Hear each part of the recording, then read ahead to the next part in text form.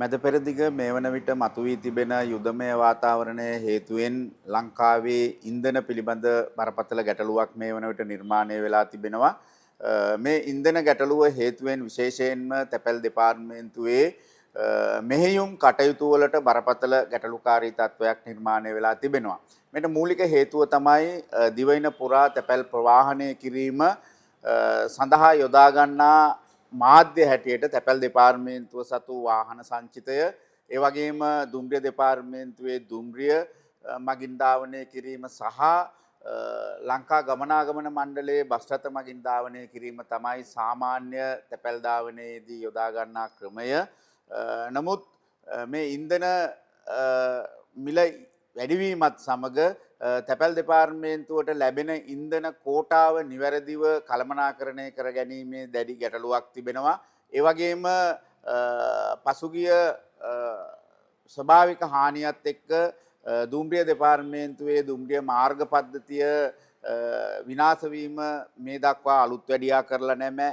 ඒ නිසා දුම්රිය මගින් තැපැල් ප්‍රවාහනය කිරීමත් යම් බාධාවක් තිබෙනවා. ඒ වගේම මේ ඉන්ධන ප්‍රශ්නය හරහා ලංකා ගමනාගමන මණ්ඩලය හරහා තැපැල් ප්‍රවාහනය කිරීමත් ප්‍රශ්නයක් බවට පරිවර්තනය වෙලා තිබෙනවා. මෙන්න මේ කාරණාව මුල් කරගෙන තැපැල් දෙපාර්තමේන්තුවේ තැපැල් පරිපාලනය විසින් මේ වෙනකොට තීන්දුව කරලා තිබෙනවා දිවයින පුරා තැපැල් ප්‍රවාහනය කිරීම සතියේ දිනක් හැර දිනක් සිදු කිරීමටත් බදාදා දින තැපැල් ප්‍රවාහනය නතර කිරීමටත් කටයුතු කරලා තිබෙනවා. ඒ අනුව දිවයින පුරා තැපැල් දෙපාර්තමේන්තුව සතු වාහන වලින් ඉදිරි මේ ප්‍රශ්නය නිමවන තෙක් තැපැල් ප්‍රවාහනය වෙන්නේ දවසක් කර දවසක්. ඒ අනුව තැපැල් ප්‍රවාහනයේදී යම් කිසියම් ප්‍රමාදයක් වීමට නියමිතයි. ඒ වගේම දිවයින පුරා තැපැල් කාර්යාල බදාදා සහ ඉරිදා දින හැර අනෙකුත් දින සාමාන්‍ය පරිදි විවෘත වෙනවා.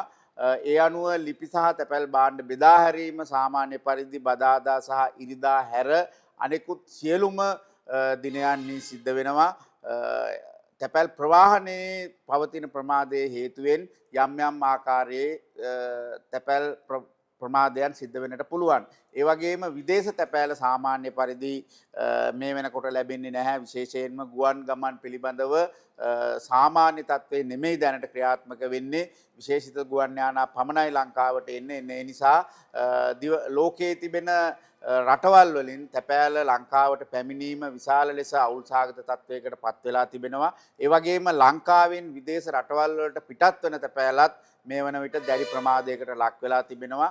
ඒ නිසා විදේශ තැපෑලත් මේ ආකාරයෙන්ම බෙදා හැරීමේ කිසියම් ගැටලුකාරී තත්වයක් නිර්මාණය වෙන්නට පුළුවන්.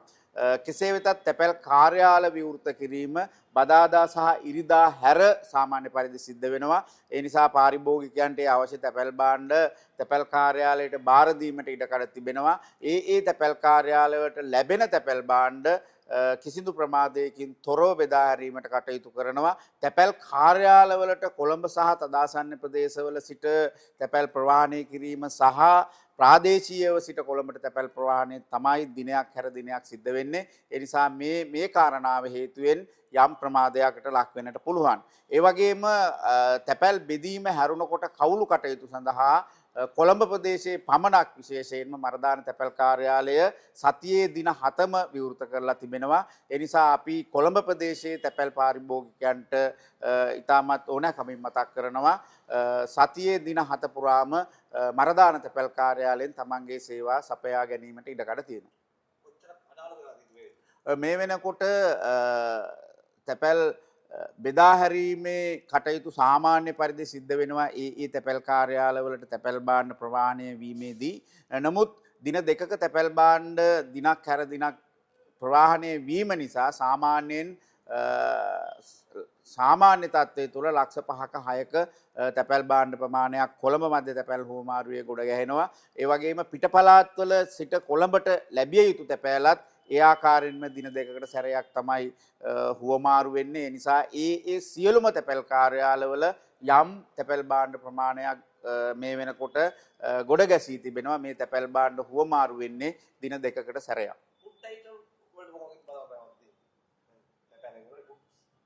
ආහාර ද්‍රව්‍ය තැපෑලෙන් මේ වෙනකොට අපි ගණදිනුකරුවන්ට උපදෙස් දෙනවා විශේෂයෙන්ම ඉක්මනින් හානි වන තැපැල් ආහාර ද්‍රව්‍ය තැපෑලට යොමු කරන්න එපා කියන කාරණේ ඒ වගේම විදේශයන්ට යවන ආහාර ද්‍රව්‍යත් නිශ්චිතව දිනවකවානුවක් ප්‍රකාශ කිරීමට නොහැකි නිසා තැපෑලට යොමු කිරීමේදී ඉතාමත් ප්‍රවේශංකාරීව යොමු කරන්න කියන කාරණාව මේ වෙනකොටත් මතක් කරලා තියෙනවා.